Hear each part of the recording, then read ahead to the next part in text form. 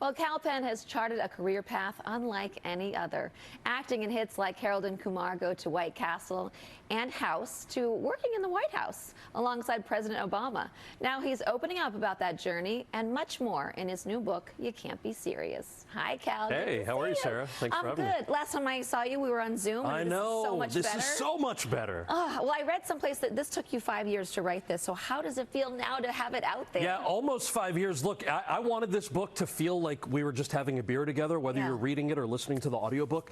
And the reason it took so long, 8 of those months towards the end, I was fact-checking things because I realized your warm introduction, thank you so much, but writing about what it was like early in Hollywood, dealing with everything from some of the silly comedies I've done to some of the tougher stories about racism and discrimination and how the industry's changed. I didn't want to publish any of that without fact-checking it all. Yeah, of course. So then it's calling people up and I'm like, hey, do you remember me from 12 years ago? I'm not going to put words in your mouth, but what do you remember about that day? Was it the same that you remembered?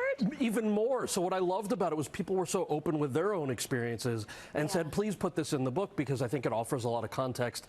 And look, the world isn't binary. Things change all the time. And so it's a long-winded way of saying it's such a, I'm so happy that the book is now out there and that people have been enjoying it because it was a real labor of love. Yeah, because your career really has kind of gone over the place. The book kind of feels like a story of like from belonging to acting to the White House. But you know, how did you? I imagine it's hard when you're writing your own book to kind of decide what the right narrative is, what the right tone is. I mean, was that part of the hard, like one of the hard parts about writing this? That was some of it, but it was also what I really welcomed. You know, I wanted to write this book for the 20-year-old version of me, and I wanted to write this book for anybody out there who's ever thought that they might have more than one passion in life, which is a lot of us, right? Yeah. Especially during the pandemic, a lot of us realized maybe I want to add something to my list of things I'm doing. Maybe I want to take a ridiculous class that everybody said I was crazy for taking.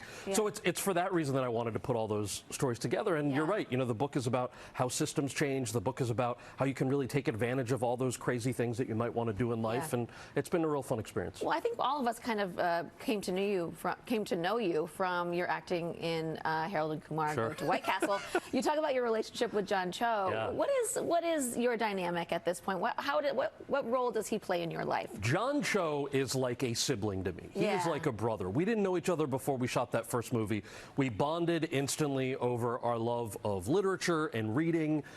He also is a very talented Scotch drinker, and I knew nothing about Scotch. On his resume as special skills? Man, I got to tell you, I learned more about. I'm more of a beer guy, and he schooled me. He made fun of me publicly at the first bar we went to, and said, "Why do you keep drinking these beers? You need to learn how to be a gentleman and drink some Scotch." And I remember the first Scotch came in this little glass. For any Scotch drinkers out there, they know. And I was about to do it as a shot because I thought it was a shot. And he grabbed my hand. He's like, "What are you doing? This is a very you sip this as we have a conversation." And forever you will be grateful. I will. Or not.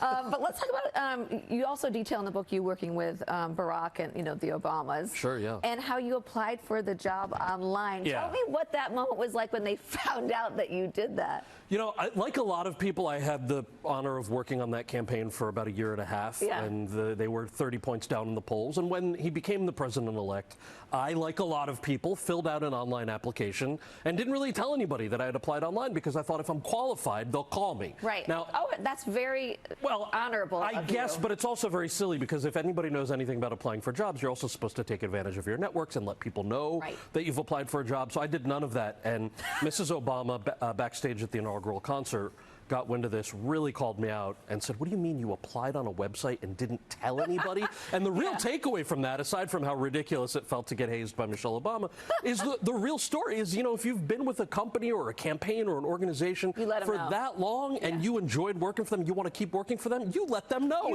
It's disrespectful not to. It is. Life lesson, everybody. Okay, well, listen, we also want to say congrats because you are engaged. I am, thank you. To your partner of 11 years. Yes. But, the real headline here, though, is that you kind of asked Cardi B to officiate the wedding. So what's happening here? Sure. I mean, look, super excited if she's down to do it. We saw her on a plane on a flight to L.A., and she was very sweet. I didn't even tag her in the tweet. I tweeted that I had a dream that Cardi B married us on the plane. It was an early flight, and I fell asleep. And she was out hand in hand. Kind enough. In the dream, the three of us walked out hand in hand out of LAX.